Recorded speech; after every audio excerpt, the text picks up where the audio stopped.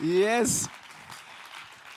Hey, diese Serie, in der wir gerade drin sind, die begeistert mich. Und zwar, weil ich weiß nicht, ob du die Bedeutung von Advent kennst. Ich wiederhole es nochmal. Advent bedeutet eigentlich so etwas wie Ankunft. Man erwartet so die Ankunft. Und wir haben bewusst gesagt, wir machen eine Serie, die sich um Between Advents dreht. Weil wir die erste Ankunft von Jesus ja schon mitbekommen haben und die zweite noch bevorsteht. Und in dieser Zwischenzeit gibt es für uns viel zu lernen. Und deswegen machen wir die Serie. Ich will euch heute ein Gefühl ein bisschen näher bringen. Stell dir mal vor, du liegst noch gemütlich zu Hause im Bett, bist schön in deinen Träumen versunken, bist schön am Schlafen und plötzlich wirst du aus dem Schlaf gerissen. Kennst du das Gefühl? Schon mal erlebt? Alle, die Kinder haben, sagen ja. Ja, passiert, oder? Man wird manchmal aus seinen Träumen herausgerissen. Und ich habe jetzt in meiner schon langjährigen Erfahrung als Jugendarbeiter dieses Gefühl schon ein paar Mal erlebt. Sei es in irgendwelchen Camps, wo ich aus dem Schlaf gerissen wurde. Vielleicht muss ich euch die Story doch noch erzählen. Einmal hat sich einer meiner Jugendlichen in meine AirPods reingehackt. Ich habe mich daran gewöhnt, dass ich mit AirPods schlafe, weil die haben so eine schöne Funktion, dass du nichts mehr hörst nachher, so Noise Cancelling. Und der hat sich da irgendwie, der hat die geklaut und sein Handy damit verbunden. Und um 3 Uhr nachts werde ich so mit dröhnender Musik geweckt in den Ohren. Das war ein wunderbares Erlebnis. Aber ich durfte auch schon Leute aus dem Schlaf wecken.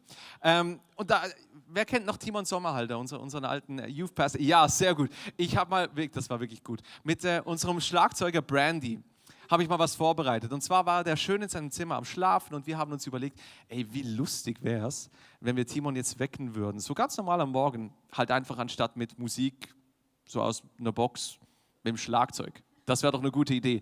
Dann haben wir unser Schlagzeug abgebaut aus dem Celebration Room und wirklich vor seinem Zimmer aufgebaut.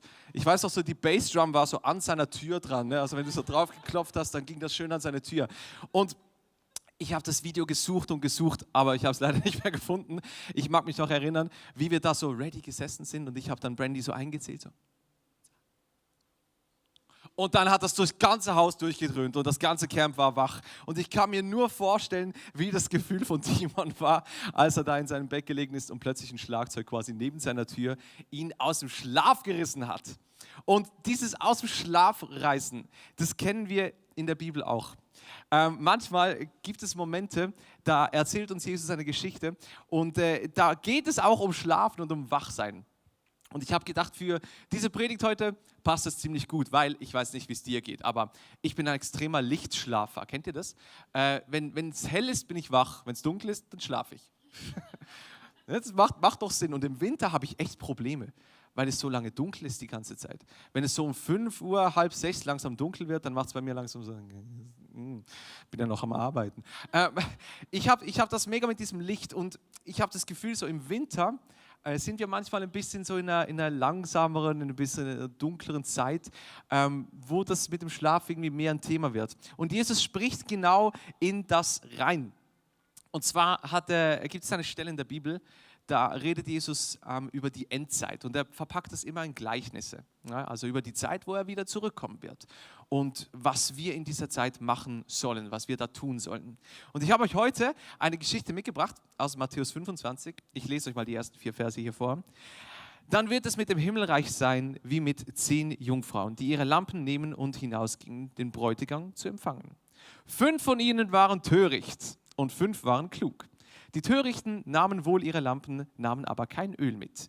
Die Klugen aber nahmen außer ihren Lampen auch Öl in ihren Gefäßen mit. Die Ausgangslage in diesem Gleichnis ist eigentlich ganz einfach. Wir haben 10 Jungfrauen und die haben Lampen dabei. 5 davon sind klug, 5 nicht. 5 haben noch ein bisschen Öl mitgenommen, die anderen 5 nicht. Das ist mal so die Ausgangslage, oder? Ziemlich einfach. Ich kann mir vorstellen, dass wenn Jesus dieses Gleichnis erzählt, dass die Jünger, das kommt ja manchmal vor in der Bibel, dass du dann merkst, Jesus erzählt ein Gleichnis und die Jünger entweder checken es nicht oder vergessen es gerade wieder. Das kommt öfters mal noch so vor. Ich habe mir da überlegt, das Gleichnis ist ja eigentlich perfekt für den Moment, als Jesus da nachher gekreuzigt wurde und dann in den Himmel aufgefahren ist. Ich glaube, die Jünger waren brutal gehypt in dieser Zeit. Als Jesus gesagt hat, ich komme dann bald wieder, glaube ich, Petrus war so, okay, das passiert morgen. Das passiert morgen, kommt er wieder zurück. Die waren, glaube ich, alle so auf, ja, das passiert jetzt dann gerade und wir müssen bereit sein für diesen Moment, wo Jesus zurückkommt. Und ich glaube, so haben die auch gepredigt. So haben die auch die Botschaft verkündigt. Die waren richtig hyped. Und dann haben sie gemerkt, dass morgen wird vielleicht übermorgen. Und das übermorgen wird vielleicht nächste Woche. Nächste Woche wird dann vielleicht zum nächsten Monat. Ich glaube, da am Anfang war dieser Hype gut da, aber dann irgendwann ist das ein bisschen zurückgegangen. Die Bibel benutzt ja sehr gerne Bilder. Und in dem Zeugnis hier, in diesem Gleichnis, das ich gerade vorgelesen habe, vielleicht können wir noch mal kurz die ersten 4 Verse einblenden, da steht ja etwas von die Jungfrauen und dann der Bräutigam.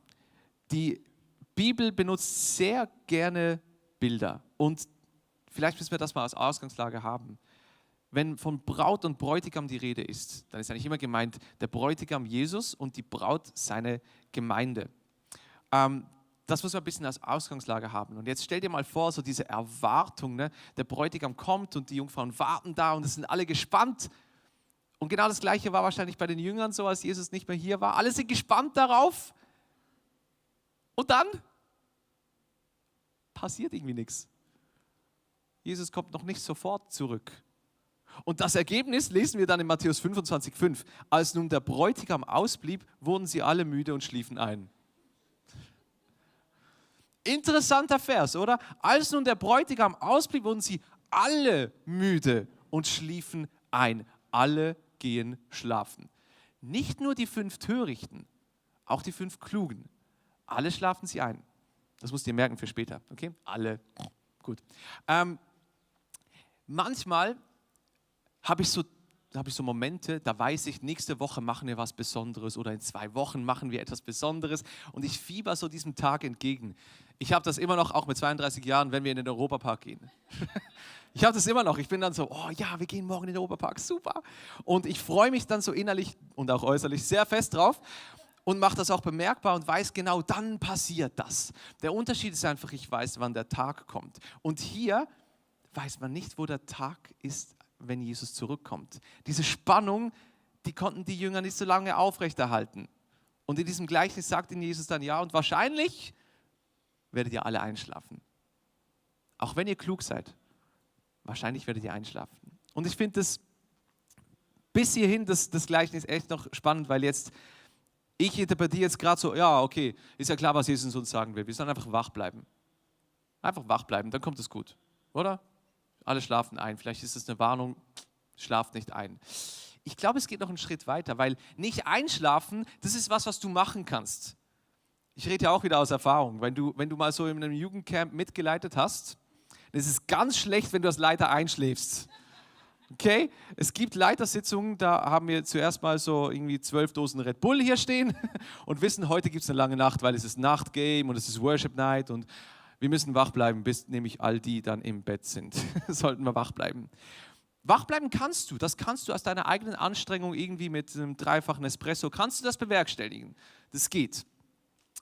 Ich glaube aber nicht, dass in diesem Gleichnis es wirklich ums Wachbleiben geht. Ich glaube, da geht es noch ein bisschen weiter. Wir lesen mal weiter, weil jetzt kommt der Schlagzeugmoment. Ready? Matthäus 25, 6-7.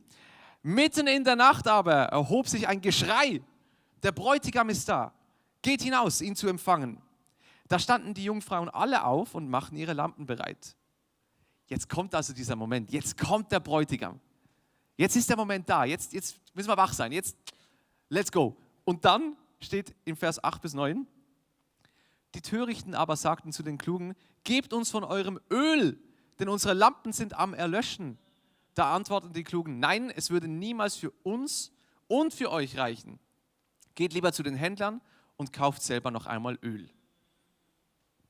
Oh, da hat sich jemand nicht so gut vorbereitet. Da ist der Moment, wo sich jetzt plötzlich die Klugen und die Törichten voneinander unterscheiden. Plötzlich merken die Törichten, oh, es ist mitten in der Nacht, wir sehen nichts, wir brauchen Öl für unsere Öllampen. Ich habe euch hier mal eine schöne Öllampe mitgebracht. Es hat leider heute Morgen nicht mehr gereicht, um das Öl zu kaufen. Die könnte jetzt brennen, okay? Genau, diese Öllampen früher. Was interessant ist bei denen ist, du siehst eigentlich nur die Flamme jeweils. Das Öl kommt so separat hier vorne, muss man das so separat reinfüllen und dann ist es weg, weil dann ist es hier unten. Und dann wird dieser Docht hier wird getränkt von dem Öl und wegen dem brennt nachher die Flamme. Interessant ist, dass du die Flamme zwar siehst, aber nicht genau weißt, warum brennt das jetzt. Warum brennt das jetzt? Ich besitze jetzt seit neuestem einen Kamin. Für die Winterzeit super. Und was ich schnell gemerkt habe ist, der Kamin ist super, wenn Feuer brennt. Du musst aber auch gucken, dass Feuer brennt. Und wenn das Feuer langsam erlischt, musst du was nachlegen, damit das Feuer weiter brennt. Und genauso ist es bei diesen Öllampen. Du musst immer gucken, ist noch genug Öl drin. Du musst es nachfüllen, du musst schauen, dass die Flamme immer etwas hat, was sie als Brennstoff benutzen kann. Es ist nicht einfach die Flamme, sondern es ist der Stoff, der dahinter steht, der die Flamme am Leben erhaltet. Und ich glaube, in diesem Gleichnis geht es mehr um das Öl als ums Wachbleiben. Weil, wie gesagt, alle diese 10 Jungfrauen schlafen ein. Nur haben die einen einen Vorteil, weil sie Öl haben und die anderen nicht. Für die, die kein Öl haben, hat das Ganze nämlich Konsequenzen. Das lesen wir dann in Verse 10 bis 13. Doch während sie, also die kein Öl gehabt haben, unterwegs waren, um es zu kaufen, kam der Bräutigam und die bereit waren, gingen mit ihm in den Hochzeitssaal und die Tür wurde verschlossen. Später kamen dann auch die anderen Jungfrauen und sagten, Herr, Herr, mach uns auf. Er aber entgegnete, Amen, ich sage euch, ich kenne euch nicht. Und dann sagt Jesus, seid also wachsam, denn ihr kennt weder den Tag noch die Stunde. Und manchmal ist es gemein, wenn wir die Bibel so in der deutschen Sprache lesen, weil wachsam erinnert uns gerade an Wachsein und lenkt uns vielleicht ein bisschen vom Öl weg zum Schlafen wieder zurück. Und vielleicht ist es auch deswegen, weil ich am Anfang immer das Gleiche so verstanden habe, du musst einfach wach bleiben. Aber wenn wir unseren Blick aufs Detail richten, auf dieses Öl, dann müssen wir uns mal fragen, was ist jetzt dieses Öl? Die Lampe brennt, das Feuer brennt und das Öl, der Brennstoff, ist das Entscheidende in diesem Moment. Wenn man so ein bisschen in der Kirchengeschichte zurückblickt, haben verschiedenste Theologen schon mal probiert, irgendwie dieses Öl zu deuten. Was könnte jetzt dieses Öl sein? Und ich habe hier 3 Versionen von 3 Theologen mal gebracht, die das versucht haben, irgendwie einzugrenzen. Öl, was das Öl in diesem Gleichnis bedeuten könnte. Und der erste ist Augustinus. Der sagt eigentlich, das Öl ist einfach die Caritas. Das bedeutet eigentlich so diese gelebte Liebe Gottes. Ganz praktisch, gelebte Liebe Gottes. Wenn du dich um andere kümmerst, wenn du für andere zu essen organisierst, wenn du anderen Obdach bietest, diese gelebte Liebe, die handfeste, greifbare Tat, das ist das Öl, diese Caritas, die dahinter steckt. Man muss aber aufpassen. Es geht dabei mehr um das Motiv, warum man etwas macht. Warum gibst du jemandem Obdach? Warum gibst du jemandem zu essen? Das ist das, was Augustinus sagt, das ist das Entscheidende. Weil, wenn du einfach nur eine Tat begehst, damit du nachher den Beifall von den Menschen bekommst, damit sie dir applaudieren und sagen, super gemacht, wunderbar, dieses Motiv reicht nicht aus, um die Flamme am Brennen zu halten. Das ist genau die Flamme, die dann gerade wieder erlischt. Weil das machst du ein paar Mal und irgendwann wird es zu anstrengend. Wenn das Motiv dahinter aber wirklich die Liebe Gottes ist und du sagst, weil mir Jesus seine Liebe gegeben hat, will ich die auch praktisch weitergeben. Wenn das Motiv ist, dann ist es wie dieses Öl, was die Lampe am Brennen hält. Also das ist so diese erste Auslegung. Die Gesinnung, also das Motiv hinter der Tat muss stimmen und die muss mit Gottes Liebe überein sein. Nur dann brennt die Flamme weiter. Wir müssen uns allgemein bei all diesen Auslegungen darauf achten, die Flamme ist eigentlich immer das Sichtbare. Das ist das, was du siehst. die gute Tat, die du machst oder die Worte, die du sprichst, das ist die Flamme. Das Öl dahinter ist das, was du nicht siehst. Warum, dass diese Person das macht. Warum, dass du das machst. Das sieht niemand. Das war die erste Auslegung von Augustinus. Dann gibt es eine zweite Auslegung von Epiphanius. Der sagt, das Öl ist die Barmherzigkeit und die Gnade des Heiligen Geistes in dir. Das Öl ist der Heilige Geist, der in dir lebt, der in dir Werke vollbringt, der durch dich durcharbeiten kann. Das ist ein bisschen ein anderer Ansatz. Zuerst haben wir einfach das Motiv, das kannst du ja selber auch ein bisschen auswählen. Und jetzt kommt der Heilige Geist dazu. Das ganze Leben ist mit dem auf Gott ausgerichtet und du probierst immer in dieser Verbindung zu sein. Und aufgrund von dieser Verbindung machst du dann deine Taten. Also der Heilige Geist, der in dir lebt. Das Öl, das wird ja oft auch gebraucht, ne? Das Bild von der Flamme, das Bild vom Öl, als das Bild vom Heiligen Geist. Der Heilige Geist, der die Flamme am Brennen hält. Und eine dritte Auslegung, und die finde ich sehr, sehr, sehr spannend, die besagt, dass das Öl eigentlich nichts anderes ist als deine eigene individuelle Tugend. Das ist eben das, was niemand sehen kann. Deine Gedanken, dein Herz hinter deinen Taten. Das ist das Öl. Bei dieser Auslegung geht es nicht mal so sehr darum, dass der Heilige Geist oder dass die göttliche Liebe Motiv ist, sondern einfach, guck mal, die Flamme, die sieht jeder und deine Tugend, warum, dass du deine Taten und deine Worte begehst und sprichst, das sieht niemand. Das musst du dann einmal irgendwie selber vor Gott rechtfertigen, warum, dass du das so gemacht hast. Das ist das, was dann sichtbar wird, wenn du vor Gott stehst, was kein Mensch sehen kann. Weil kein Mensch kann dir ins Hirn oder in dein Herz reinschauen. Das kann nur Gott. Diese 3 Deutungen, die kann man so ein bisschen zusammenfassen. Merkt ihr, es hat eine Linie, es hat einen roten Faden, der da durchgeht. Es geht immer darum, etwas Unsichtbares, das die Flamme am Brennen hält. Und schlussendlich, wenn wir das alles ein bisschen zusammennehmen, geht es um diese göttliche Liebe, um diese Barmherzigkeit, um den Heiligen Geist, der in dir lebt und der Antrieb ist dafür, wie du dein Leben lebst. Und plötzlich sieht das Gleichnis ganz anders aus. Es geht nicht darum, dass wir einfach um Biegen und Brechen wach bleiben, sondern es geht darum, dass wir uns vorbereiten darauf, dass wenn Jesus wiederkommt, wir mit der richtigen Gesinnung die Flamme am Brennen halten können. Und jetzt kommt die Königsfrage. Wie machst du das? Wie kommst du zu deinem Öl? Ihr müsst jetzt nicht alle in den Coop rennen und irgendwie Olivenöl kaufen, keine Angst. Es geht nicht darum, dass du irgendwie jetzt um Biegen und Brechen dieses Öl bekommst, weil das Faszinierende an Jesus ist eben das, dass er eigentlich nichts und trotzdem alles von dir möchte. Jesus sagt, das, was du tun musst, ist mich in deinem Leben als deinen Retter und Erlöser anzunehmen. Das ist das, was du tun musst. Alles andere kommt nachher aus dieser Beziehung, aus dieser Liebe raus.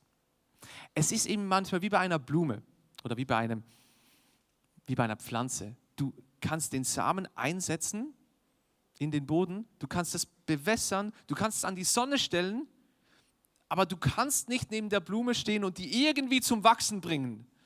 Du kannst sie von mir aus anschreien und weiß nicht was, es geht nicht schneller wegen dem. Und genauso verhält es sich mit Jesus, mit dem Heiligen Geist in deinem Herz. Das Wachstum schlussendlich, das kannst du nicht auf Biegen und Brechen irgendwie selbst tun.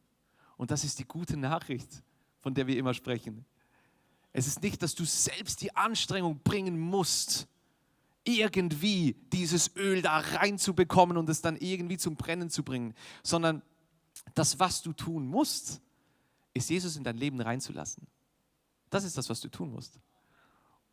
Und dieses Öl wird sich in dir ausbreiten.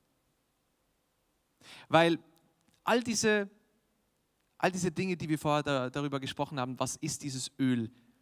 Das wird eigentlich in einer Bibelstelle ziemlich gut beschrieben. Ich habe es euch mitgebracht, Galater 5, 22 bis 25. Da steht, die Frucht aber des Geistes ist Liebe, Freude, Friede, Geduld, Freundlichkeit, Güte, Treue, Sanftmut, Keuschheit. Gegen all die steht kein Gesetz. Die aber Christus Jesus angehören, die haben ihr Fleisch gekreuzigt, samt den Leidenschaften und Begierden. Wenn wir im Geist leben, so lasst uns auch im Geist wandeln. Lasst uns nicht nach eitler Ehre trachten, einander nicht herausfordern und beneiden. In dieser Stelle steht ganz am Anfang, vielleicht können wir nochmal den Anfang vom Vers stehen lassen, die Frucht aber des Geistes. Es ist nicht deine Frucht, sondern es ist die Frucht des Geistes, der in dir lebt, der diese Dinge nach vorne bringt. Und ich weiß, wir sind in der Weihnachtszeit und ganz oft sind wir in der Weihnachtszeit gestresst und haben keine Zeit mehr und haben nichts mehr zu tun und dann kommt noch der Prediger und sagt, seid mal nett zu den anderen. Das ist das große Geheimnis. Das, was du tun musst, ist den Heiligen Geist in dein Herz reinzulassen, durch Jesus Christus. Und das wird in dir wachsen, das wird in dir gedeihen. Und das wird die Frucht sein. Es ist übrigens spannend, dass hier nicht die Früchte, sondern die Frucht steht. Das ist wie so ein Gesamtpaket, das da kommt. Der Charakter Gottes in einem Gesamtpaket in deinem Herzen. Das ist mal eine gute Nachricht. Hier wird also dieses Öl beschrieben. Wir schlafen alle ab und zu mal ein. Das ist nicht das Problem. Selbst die Jünger im Garten Gethsemane sind eingeschlafen, als Jesus gesagt hat, schlaft nicht ein. Ich glaube, wir müssen uns nicht auf die Nacht vorbereiten, sondern ich glaube, was wir tun müssen, ist, wir müssen uns aufs Erwachen vorbereiten. Ich habe ein kleines Beispiel mitgebracht. Grace und ich hatten mal eine Zeit, da musste ich früher aufstehen als sie. Das hat sich mittlerweile gewandelt. Und ich habe mir dann immer am Abend vorher vorgenommen, hey, damit ich nicht im Zimmer das Licht anmachen muss und sie dann aufwacht, mache ich mir schon am Abend vorher meine Kleider bereit, damit ich die einfach mitnehmen kann und dann Richtung Badezimmer gehen kann. Ne? Das ist ein guter Tipp an alle Männer. Das ist gut. Das kommt gut an. Weil ich bereite mich in meinem Kopf schon aufs Erwachen vor. In meinem Kopf ist schon, ja, morgen wird das dann so sein. Und wenn wir als Christen anfangen, so zu leben, dass wir uns auf dieses Erwachen, wenn der Bräutigam zurückkommt, vorbereiten, anstatt einfach aufs Einschlafen, dann wird sich unser Leben verändern. Weil dann gucken wir, dass da Öl drin ist. Verstehst du? Dann schauen wir auf unser Öl. Weil wir wollen nachher Licht haben. Nicht wie ich heute Morgen. Weil wir wollen hier Licht haben. Wir wollen, dass es brennt. Aber wir wollen auch, dass es brennen kann. Und dass wir dann nicht zu spät sind, wenn der Bräutigam dann kommt. Also, diese Schläfrigkeit ist nicht das Problem, sondern die fehlende Vorbereitung ist oft das Problem. Die gute Nachricht in der Adventszeit ist nicht, dass wir in unserem Warten treu sind, sondern die gute Nachricht ist, dass Gott in seinem Kommen treu ist. Und das, was wir dazu beitragen können, ist unser Öl hier reinzugießen. Wie bekommst du dieses Öl? Ich glaube, es gibt 4 ganz kleine Tipps, wie du das machen kannst. Erstens, hole dir dein Öl erst einmal. Das ist ganz wichtig. Spring nicht 3 Schritte nach vorne, sondern schau, dass das Öl in dein Herz reinkommt. Das muss der erste Schritt sein. Bitte den Heiligen Geist darum, dass in diesen Situationen, wo du merkst, meine Taten, meine Worte, meine Motive gleichen nicht überein mit den Motiven, die Gott eigentlich für mich möchte. Diese Frucht des Geistes ist noch nicht ganz ausgereift. Bitte den Heiligen Geist darum, dass er da in dir arbeitet. Hol dir dieses Öl. Weil Jesus hat gesagt, wer bittet, dem wird gegeben. Du kannst ihn darum bitten. Das Zweite, was du unbedingt tun musst, ist, wenn du das Öl bekommen hast, dann bewahre das Öl. Du musst irgendwie dranbleiben. Du musst dieses Öl immer wieder auch ein bisschen nachgießen. Und das ist was ganz Praktisches. Lies die Bibel, geh ins Gebet, lebe diese Beziehung mit deinem Schöpfer. Und dieses Öl wird bewahrt werden. Weil wenn du es mal bekommst und uns mal ausleert, das kann auch mal passieren, ne? Wenn du die Lampe irgendwie falsch hältst, dann kann es ausleeren. Bewahre es dir. Und tu das, indem du in diese Beziehung mit deinem Schöpfer eintrittst.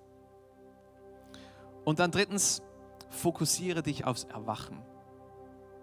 Setze die richtigen Prioritäten in deinem Leben. Und ich liebe es, wenn ich das in der Adventszeit sagen kann. Weil wie schnell sind wir abgelenkt? Wie schnell vergessen wir, unseren Nachbarn zur Christmas Celebration einzuladen, von dem wir wissen, dass er eigentlich das gerne mal ausprobieren möchte. Weil wir denken, oh, nee, aber dann müsste ich ja vielleicht nachher auch noch mit dem sprechen und ihm was erklären und ja, man muss ja noch Weihnachtsessen vorbereiten und Einkäufe erledigen. Wir sind so schnell abgelenkt. So schnell setzen wir unseren Fokus irgendwo hin, aber nicht auf Jesus, nicht auf dieses Öl. Deswegen fokussiere dich auf dieses Erwachen, setze deine Prioritäten am richtigen Ort, dass das Öl in dieser Lampe ist, dass es bewahrt wird. Und das vierte, was du tun kannst, und das ist ein ganz wichtiger Punkt, erinnere dich daran, dass Jesus den Kampf bereits für dich gekämpft hat. Erinnere dich daran, dass nicht du derjenige bist, der auf Biegen und Brechen alles machen muss, dass das irgendwie funktioniert. Jesus hat den Kampf bereits für dich gewonnen. Du kannst deine Arme aufmachen, du kannst dein Herz aufmachen und Jesus kommt. Und wie wir das machen können, wie wir uns immer wieder daran erinnern können, dass wir zu diesem Bund mit Jesus Ja gesagt haben und vor allem, dass er zu uns Ja gesagt hat, ist über das Abendmahl. Es geht zurück zu dieser Geschichte, als Jesus mit seinen Jüngern am Tisch gesessen ist und gesagt hat, in Zukunft, erinnert euch daran. Erinnert euch daran. Weil diese Erinnerung, die hilft uns. Die hilft uns daran zu denken, dass wir dieses Öl hier einfüllen dürfen und dass es hier bleiben darf. Wir werden uns eine Zeit nehmen, wo du ganz persönlich nochmal dieses Abendmahl einnehmen kannst, wo du ganz persönlich mit Jesus ins Gebet gehen kannst. Und vielleicht nimmst du dir gerade die Zeit auch, um dich nach diesem Erinnern an diesen schönen Bund noch einmal mit dem Heiligen Geist ins Gespräch zu gehen und ihn darum bittest oder ihm sagst, dass er dir helfen soll, dir die Bereiche in deinem Leben, wo zwar eine Flamme ist, aber irgendwie langsam der Ölstand nach unten geht, dass er dir diese Bereiche aufzeigt und dass er dir neues Öl dafür geben kann und dass er dir Hilfsmittel geben kann, dass du es bewahren kannst. Okay? Also, ihr dürft euch das Abendmahl holen gehen. Es hat hier eine Station, es hat hier hinten eine Station. Und dann nehmen wir uns eine Zeit, wo wir wirklich persönlich ins Gebet gehen können. Und danach gehen wir wieder in eine Worship-Zeit rein. Alright?